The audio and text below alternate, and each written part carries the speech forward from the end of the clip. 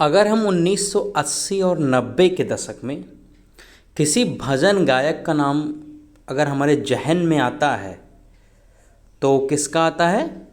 गुलशन कुमार का। I hope आप सब ने इनके बारे में सुना होगा। भजन को एक फिल्मी की गानों की तरह मशहूर करने में इनका बहुत बड़ा हाथ है। जो आज भजन को इतनी प्रसिद्धि मिली है उसके पीछे इन्हीं का हाथ था। इन्होंने उसके लिए बहुत सारे काम, इन्होंने भजन की प्रसिद्धि के लिए बहुत सारे गानों को कंपोज किया, गाया, सिंगिंग किया और कैसेट्स के थ्रू सारे लोगों में पहुंचाया, पूरे भारत में और यहाँ तक कि भारत के बाहर भी। तो और प्रसिद्धि के बाद अचानक से एक दिन इनकी गोली मारकर हत्या कर दी जाती है। 16 गोलियां इन्हें मारी जाती हैं। अब कैसे क्या होता है इस दौरान, ये कैसे एकदम ग्राउंड लेवल से पीक पर चढ़ते हैं और क्यों इनकी हत्या होती है, हत्या के पीछे रीज़न क्या है, उसके बारे में आज हम लोग चर्चा करते हैं। तो आई होप आपको ये थीम पता चल गया होगा कि हम लोग किसके बारे में चर्चा करने वाले हैं। एक्चुअली थर्सडे मतलब कल की बात है, जो बॉम्बे हाई कोर्ट ने जो अब्दुल रऊफ़ जो इनके केस में मेन आरोपी हैं, उनको इनके गुलशन कुमार के मर्डर केस में मेन आरोपी हैं, इनको उम्र कैद की सज़ा इनकी बरकरार रखी है। और गुलशन कुमार ही आपको पता होगा टी सीरीज़ के फाउंडर हैं। जो अभी भी टी सीरीज़ आप यूट्यूब चैनल देखते होंगे, जितनी भी कैसेट्स पहले आती थी उसमें आपको मैक्सिमम टी सीरीज़ की ही मिलती थी। तो टी सीरीज़ के फाउंडर गुलशन कुमार ही थे। इनके डेथ में जिनको उम्र कैद हुई थी अब्दुल रऊफ़ को, उनकी उम्र कैद की सज़ा बरकरार रखी है। और उसी में एक टिप्स म्यूजिक इंडस्ट्री के मालिक रमेश दुरानी, जिनके खिलाफ पुख्ता सबूत ना होने के कारण इनको पहले भी छोड़ा गया था, अब भी इनको छोड़ दिया गया है। अब मैं पूरे विस्तार से इसकी चर्चा करूंगा, तो चलिए न्यूज़ की शुरुआत करते हैं। Hello my dear student, my dear friend, my name is Vishal Shrivastava, I am an assistant teacher. Welcome to my channel Vishal study room. चलिए अब लोग हम न्यूज़ को विस्तार से देखते हैं। एक्चुअली ये स्टार्ट कहानी कब से होती है ये जान लीजिए। एक्चुअली गुलशन कुमार बहुत पहले की बात है, ये सिर्फ गानों को सुना करते थे। इनके फादर एक शॉप थी, आई होप कोई मतलब जूस की ऐसी कोई शॉप थी जिस पर ये साथ साथ काम करते थे। वहाँ पर ये गानों को सुना करते थे। तो उससे पहले भी कुछ भक्ति गाने भी बनते थे, उसको भी ये सुनते थे। वहीं से इनके माइंड में ये ख्याल आया कि क्यों ना मैं खुद इन सब चीज़ों को प्रोड्यूस करूं या निकालूं। वहाँ से इन्होंने कैसेट्स की दुकान खोली। उसके बाद म्यूजिक को खुद गाना, खुद कंपोज करना, खुद से रिकॉर्ड करना और रिकॉर्ड करके कैसेट्स को बेचना का काम ये करने लगे। और जिस समय कैसेट्स 30 रुपए की आती थी, उस समय ये 10 से 15 रुपए के बीच में अपनी कैसेट्स को बेचते थे। मतलब यहाँ से इनकी जर्नी की शुरुआत हुई। ये 80 और 90 के दशक के बीच की बात है। उस दौरान ये जब बहुत ज़्यादा फेमस हो गए, इनके गाने हर जगह चलने लगे। उसी दौरान जब ये इनके एक्चुअली उस समय कोई भी इनका राइवल नहीं था, मतलब कोई भी इनके सामने टिक नहीं पाता था, ये इतना ज़्यादा फेमस हो गए थे। उसी दौरान 90 के दशक में इनको मुंबई आना पड़ा। जब ये ज़्यादा मशहूर हो गए तो इनको फिल्मों में गाने के लिए इनको मुंबई आना पड़ा। अब मुंबई में आते हैं लगभग 19 के दशक में मुंबई आते हैं। उसी दौरान एक्चुअली अगस्त 12, 1997 को एक मंदिर से जब ये मुंबई के बाहर निकलते हैं सीढ़ियों से, तो वहाँ पर सामने से रोड पर 3 व्यक्ति, जिसमें से एक व्यक्ति इनको 16 गोलियाँ मारता है और वहीं पर इनकी मौत हो जाती है। अब चलते हैं इनके पीछे की और स्टोरी जानते हैं, क्या कैसे क्या चीज़ हुई है। आपको बता दूं कि ये टी सीरीज़ के फाउंडर हैं। टी सीरीज़ के क्या हैं? फाउंडर हैं। और 80 से 90 के दशक में इन्होंने जितनी शोहरत कमा ली उतना कोई आसानी से कमा नहीं पाता है पूरी ज़िंदगी में। आपको ये बता दूं कि जितने भी गाने उस समय दौरान बनते थे तो लगभग उसका 65% या 70% टी सीरीज़ के ही होते थे। या तो टी सीरीज़ उसको प्रोड्यूस करता था या तो टी सीरीज़ के गाने ही होते थे। लगभग 70%। आप सोच लीजिए कितनी ज़्यादा इनकी मार्केटिंग हो गई थी। अच्छा उसी दौरान, अच्छा ये क्या करते थे, जो न्यू कैमर होते थे, मतलब नए लोगों को गाने के चांस दिया करते थे। आपको बता दूं कि सोनू निगम भी इनके द्वारा ही फर्स्ट टाइम प्रोड्यूस किए गए थे, या इनके द्वारा ही सोनू निगम भी फेमस हुए थे। उन्हीं में एक नाम आता है नदीम श्रवण का। किसका नाम आता है? नदीम श्रवण का। ये भी उस समय, अच्छा एक इनका सबसे फेमस जो गाना हुआ था वो बता दो। एक मूवी आई थी आशिकी, आपने सुना होगा उसके गाने को। उस गाने को नदीम श्रवण ने ही दिया था। एक्चुअली ये गाना बहुत फेमस हुआ। अब क्या हुआ, जब ये गाना फेमस हुआ और इस गाने को गुलशन कुमार ने ही प्रोड्यूस किया था, तो फिर जब ये थोड़ा सा फेमस हो जाते हैं नदीम श्रवण, तो ये एक अपना एल्बम बनाते हैं, है अजनबी करके एक एल्बम बनाते हैं। और उसको ये कहते हैं कि गुलशन कुमार जी इसको प्रमोट करें। गुलशन कुमार जी इस एल्बम को प्रमोट करें। एक्चुअली उस समय जब ये बात इन्होंने गुलशन कुमार जी से कही, तो गुलशन कुमार ने ये कहा कि देखो आप लोग तो सेटल हो चुके हो। सेटल होने का मतलब मैंने एक बार तुमको लॉन्च किया, अब तुम इतना पैसा कमाने लगे हो कि खुद अपना हैसियत बना सकते हो। तो इन्होंने ये कहकर मना कर दिया और इन्होंने कहा कि हम नए लोगों को ज़्यादा मौका देते हैं, नई लोगों को ज़्यादा अपॉर्चुनिटी देते हैं। जो पहले से ही इस्टेब्लिश हो चुका उसको मैं अपने साथ नहीं रखता हूँ। कहने का मतलब ये, आप इस्टेब्लिश हो चुके हैं तो आप अपना खुद से करिए। अच्छा इस बात को लेकर इन दोनों के मतलब जो ये दोनों लोग थे नदीम श्रवण, इनके बीच थोड़ा सा गुस्सा और नफरत भी आई। अच्छा इसके बाद इन्होंने क्या किया, इस गुस्से की वजह से नदीम श्रवण तो नहीं, नदीम ने अपने इस गाने को प्रमोट करवाने के लिए दाऊद इब्राहिम का सहारा लिया। किसका? दाऊद इब्राहिम। आई होप आपको अगर नहीं पता तो मैं बता दूं, उस समय के सबसे बड़े माने जाने डान में गिने जाते थे, अब भी गिने जाते हैं। 1998 का जो दंगा हुआ था मुंबई में, वो इन्हीं के द्वारा ही करवाया गया था। तो ये क्या करते हैं, नदीम इनको फ़ोन करते हैं दाऊद इब्राहिम को और ये कहते हैं कि आप प्रेशर बनाइए गुलशन कुमार पर कि वो मेरे गाने को प्रमोट करें और प्रोड्यूस करें। तो ये मान जाते हैं, जो दाऊद इब्राहिम जो डान थे वो मान जाते हैं इस बात को, और उन्होंने इस काम के लिए अपने एक आदमी अबू शलेम को चूज करते हैं इस काम के लिए। अबू शलेम ही क्या करता है, अबू शलेम को जब ये काम दे देते हैं कि तुम्हारा काम ये है कि तुम इन दोनों लोगों के गानों को प्रोड्यूस करवाओ और प्रमोट करवाओ गुलशन कुमार से। किसके गाने को? नदीम और श्रवण के। और ये नदीम ही पूरा काम करते हैं, श्रवण का नाम इसमें नहीं है, लेकिन जोड़ी दोनों लोग की साथी होती है। तो अबू शलेम ने क्या किया, गुलशन कुमार को फ़ोन किया। उसी दिन गुलशन कुमार को फ़ोन किया और ये कहा कि आप नदीम के गाने को प्रमोट करो। पहली चीज़, आप नदीम के गाने को क्या करो? प्रमोट करो। अब प्रमोट करो, उसके साथ साथ प्रमोट तो करो ही करो, उसके साथ 10 करोड़ रुपए अपनी सेफ्टी के लिए मुझे दो।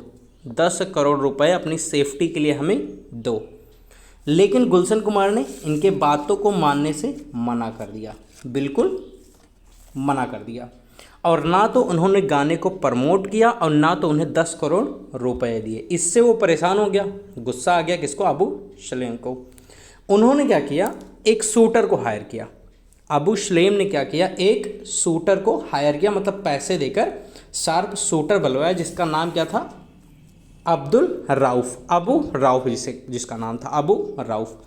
ये क्या करता है अबू राउफ, उसी दिन अपने 2 साथियों के साथ, एक्चुअली जो ये थे गुलशन कुमार, ये डेली मंदिर जाया करते थे, शाम को डेली ये मंदिर जाया करते थे। और आपको बता दूं, उस दिन भी ये मंदिर से लौट रहे थे, अंधेरी में अपने मंदिर से लौट रहे थे। तो वहाँ ये दिन था 12 अगस्त 1997 का।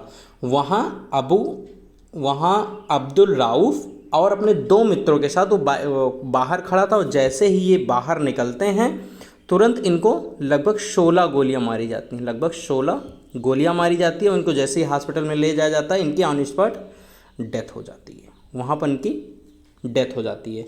अच्छा इसके बाद क्या होता है, ये तो हो गया, 16 बुलेट मारी जाती है और उनकी ऑन स्पॉट डेथ हो जाती है। इसके बाद इसमें जब राउफ गिरफ्तार होता है, राउफ लगभग 2001 के आसपास गिरफ्तार होता है। तो जब राउफ गिरफ्तार होता तब एक बहुत बड़ा खुलासा होता, बहुत ध्यान से देखिएगा। राउफ लगभग 2001 के आसपास गिरफ्तार होता और जब ये गिरफ्तार होता तब ये बताता है कि इसे जो पैसे मिले, मतलब इसको हायर तो अबू सलेम का नाम आया, लेकिन इसने बताया कि इसको जिसने हायर किया या जिन्होंने पैसा दिया, वो पैसा किसने दिया? रमेश तुरानी ने, रमेश तुरानी। अब ये कौन है? ये एक्चुअली टिप्स म्यूजिक इंडस्ट्री के फाउंडर हैं, टिप्स म्यूजिक इंडस्ट्री के फाउंडर हैं। एक्चुअली उस समय टी सीरीज और टिप्स दो ही बहुत बड़े कंपनी थे, लेकिन टी सीरीज बहुत आगे निकल गई थी टिप्स को पीछे छोड़कर, तो इन दोनों के बीच आपस में दुश्मनी थी। तो 25 लाख रुपए दिए थे रमेश दुरानी ने गुलशन कुमार को मरवाने के लिए। किसको? राउफ को, अब्दुल राउफ को। और अब्दुल राउफ ने ही ये बात बताई। अच्छा, जैसे ही ये गिरफ्तार होते हैं, जैसे ही ये क्या हुए? गिरफ्तार हुए। कौन? अब्दुल राउफ। जो नदीम होता है वो भाग जाते हैं यूके। कहाँ भाग जाते हैं? UK, United kingdom. अब आपको बता दो, किसी देश से लाने के लिए किसी को, हमारे यहाँ एक संधि होती है, उस संधि का नाम क्या है? उस संधि का नाम है एक्स्ट्राडिशन ट्रीटी। एक्स्ट्राडिशन मतलब प्रत्यार्पण। तो जब उस देश, हाँ, नदीम जब यूके भाग गया और तब से लेकर आज तक वो यूके में ही है। यूके से लाया क्यों नहीं गया? क्योंकि इनके खिलाफ ठोस सबूत नहीं मिले। नदीम के खिलाफ सिर्फ एक ही सबूत है, गुलशन कुमार के भाई जो धमकी देते हुए फ़ोन पर, जब अबू सलीम धमकी दे रहा था तब, क्योंकि जब धमकी दे रहा था तो नदीम भी अबू सलीम के पास रहे होंगे, तो वो बात उनके भाई ने सुनी थी, तो वो एक गवाह थे। तो वो सबूत पूरा नहीं पड़ा, इसीलिए नदीम को वहाँ से लाया नहीं गया। क्योंकि जब यूके से लाया जाएगा तो नदीम के खिलाफ कोई बड़ा केस होना चाहिए, या बड़ा सबूत, या ऐसा विटनेस होना चाहिए जो कि स्ट्रांग हो, जो कि क्या हो? स्ट्रांग हो। तो कोई स्ट्रांग विटनेस मिला नहीं, इसीलिए इसे अब तक यूके से नहीं लाया गया। अब भी ये यूके में रह रहा है। अच्छा, जो अबू सलेम था उसको पकड़ा गया। जो एक तो ये पकड़े गए, कौन पकड़े गए? अब्दुल राउफ, और एक अबू सलेम पकड़े गए। अबू सलेम पकड़े जाते हैं 2005 में, और ये पुर्तगाल में पकड़े जाते हैं। पुर्तगाल से इनको वापस लाया जाता है। लेकिन जब पुर्तगाल से इनको वापस लाया जाता है तो वापस लाते समय जो वहाँ पर एक मतलब एफिडेविट या कुछ देना होता है, तो जो पत्र पुर्तगाल सरकार को दी गई उसमें सिर्फ ये लिखा था कि अबू सलेम पर जो मुकदमा चलेगा वो 1989 या 80, जो मुंबई में बम विस्फोट हुए थे, जो मुंबई में बम विस्फोट हुए तो उसके ये आरोपी हैं, इसके लिए हम ले जा रहे हैं, इनके खिलाफ इसका मुकदमा चलेगा। तो उसमें सिर्फ ये बात मेंशन की जाती है जो कॉपी पुर्तगाल को दी जाती है। तो पुर्तगाल को दी गई कॉपी की वजह से अबू सलेम पर अब तक गुलशन कुमार के मर्डर का केस नहीं चल रहा है। क्यों? क्योंकि जो इंडियन गवर्नमेंट थी वो पुर्तगाल से सिर्फ इतना ही प्रॉमिस की थी कि इन पर जो मुंबई में हमला हुआ था, बम विस्फोट हुआ था 19 के दशक में, उसी को लेकर केस चलाया जाएगा। तो अबू सलेम गुलशन कुमार के केस से बच गए हैं। अब भी ये जेल में हैं, लेकिन इन पर गुलशन कुमार का केस नहीं चल रहा है। इसमें मुंबई बम ब्लास्ट का केस चल रहा है जो 19 में हुआ था। तो चलिए मैं अब आपको आगे बता देता हूँ।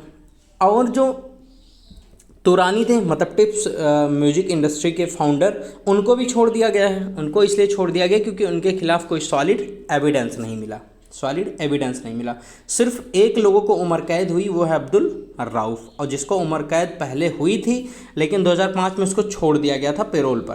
पहले उम्र कैद हुई थी लेकिन 2005 में उसको पेरोल पर छोड़ दिया गया था। लेकिन जैसे ही 2005 में उसको छोड़ा जाता है ये बांग्लादेश भाग जाते हैं।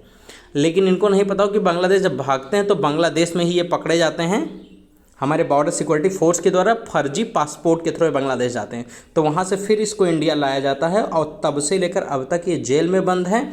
और इनके गुहार लगाए जाने के बाद स्टेट गवर्नमेंट ने इनके लिए रिहाई के लिए एक बार फिर से कोर्ट में केस किया था, लेकिन उसका फैसला अभी कल आया, जिसमें इनकी जो अब्दुल राउफ है उनको जो उम्र कैद की सज़ा है वो उनकी बरकरार रखी गई है। दुरानी को पहले की तरह वरी कर दिया गया है क्योंकि उनके खिलाफ कोई सॉलिड एविडेंस नहीं मिला। तो आई होप ये आपको न्यूज़ थोड़ी सी समझ में आई होगी। अब मैं फटाफट हाईलाइट केस बता देता हूँ आपको कैसे कैसे हुआ था। इन पर गोली कब चलती है? 12 अगस्त 1997 को। अब्दुल राउफ उनके 2 और साथी मिलकर 16 बुलेट से इनको 16 बुलेट इनके अंदर दागते हैं और जिसकी वजह से ऑन स्पॉट इनकी डेथ हो जाती है। और इसमें 30 अगस्त 1997 को म्यूजिक कंपोजर नदीम अख्तर सैफ़ी का भी इसमें नाम आता है कि इन्होंने ये कॉन्स्पिरेटर हैं, मतलब इन्होंने षड्यंत्र रचा गुलशन कुमार के मर्डर का और इन पर ये इल्ज़ाम लगा। ये हो गया, इन पर ये इल्ज़ाम लगा और उसके बाद ये तुरंत यूके भाग जाते हैं। कहाँ भाग जाते हैं? यूके। और इनको अब तक लाया नहीं जा चुका। उसमें यही बताएगा कि है ज़िंदगी इनका एक एल्बम था जिनको ये फोर्सली प्रमोट करवाना चाहते थे गुलशन कुमार से। गुलशन कुमार ने इसको सख्त रूप से मना कर दिया था कि वो नए कमर को मौका देते हैं। फिर 97 में एक और नाम आता है रमेश तुरानी का, जो कि ऑनर हैं टिप्स कंपनी के। इनको भी अरेस्ट किया जाता है क्राइम को अबेट, मतलब क्राइम को बढ़ावा देने के लिए। क्यों? क्योंकि ये गुलशन कुमार के किलर्स को 25 लाख रुपए पेड करते हैं। कितने रुपए? 25 लाख रुपए पेड किए रहते हैं, इसलिए इनको गिरफ्तार किया जाता है। लेकिन हालांकि बाद में इनको छोड़ना पड़ता है क्योंकि पुलिस उतने सबूत इनके खिलाफ नहीं प्रेजेंट कर पाती है जितने की ज़रूरत थी इनको सज़ा होने के लिए। इसी वजह से इनको छोड़ दिया जाता है।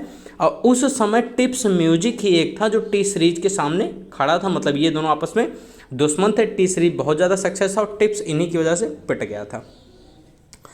नवंबर 1997 में पुलिस 400 पेजों की एक चार्जशीट दायर करती है जिसमें 26 लोगों को एक्यूज बनाया जाता है। एक्यूज का मतलब दोषी ठहराया जाता है और 15 लोगों को गिरफ्तार किया जाता है। 15 लोगों को गिरफ्तार किया गया, 26 लोगों को दोषी ठहराया गया। और 2001 में अब्दुल राउफ जब पकड़ा जाता है तब इसका कोलकाता में अरेस्ट किए जाते हैं अब्दुल राउफ। अब इनका ट्रायल शुरू होता है 2001 से। 2002 में इनको 26 में से 18 को दोषी पाया जाता है और उसमें से अब्दुल राउफ जो हैं उनको इम्प्रिजमेंट मतलब उम्र कैद की सज़ा दी जाती है। अब्दुल राउफ को उम्र कैद की सज़ा दी जाती है और 1 जुलाई 2001 को फिर से जो राउफ को सज़ा दी गई थी वही सज़ा बरकरार की गई है। एक्चुअली अब्दुल राउफ बहुत ज़्यादा मतलब बवाल मचा रखे थे कि इनको कोर्ट में इनको याचिका दायर करनी चाहिए क्योंकि इनका इंटेंशन तो था नहीं मारने का, इनको पैसे दिए गए इसलिए इन्होंने ये काम किया है। तो कोर्ट में उसकी सुनवाई हुई, कल उसका फैसला है जिसमें इनको उम्र कैद ही पहले से ही दिया गया है। उम्र कैद इनका हटाया नहीं गया है और उसमें स्टेट गवर्नमेंट ने एक और याचिका दायर की थी, मुंबई स्टेट गवर्नमेंट ने इनके खिलाफ, किसके? रमेश तुरानी के खिलाफ। लेकिन रमेश तुरानी के खिलाफ जो याचिका दायर की थी उसको कोर्ट ने खारिज करते हुए कहा कि इनके खिलाफ उतने सबूत नहीं मिल पाए जितने की ज़रूरत थी, इसलिए इनको बाइज्जत बरी फिर से कर दिया गया है। आई होप ये न्यूज़ आपको समझ में आई होगी। ये नदीम श्रवण है, आप फ़ोटो देख लीजिए, इनकी आस्की 2 में इन्हीं का म्यूजिक कंपोज किया हुआ था। ये गुलशन कुमार हैं, आई होप इनको आप जानते ही होंगे। कोई भजन की शुरुआत होती तो इनका नाम अवश्य आ जाता है। तो आई होप न्यूज़ इतनी ही थी। हमें आशा है कि आपको ये अच्छी लगी होगी और बहुत सारी नई चीज़ आपको सीखने को मिली होंगी, आपको नई चीज़ें पता चली होंगी। बाकी जुड़े रहिए। Thank you. This is Vishal Shrivastava signing of.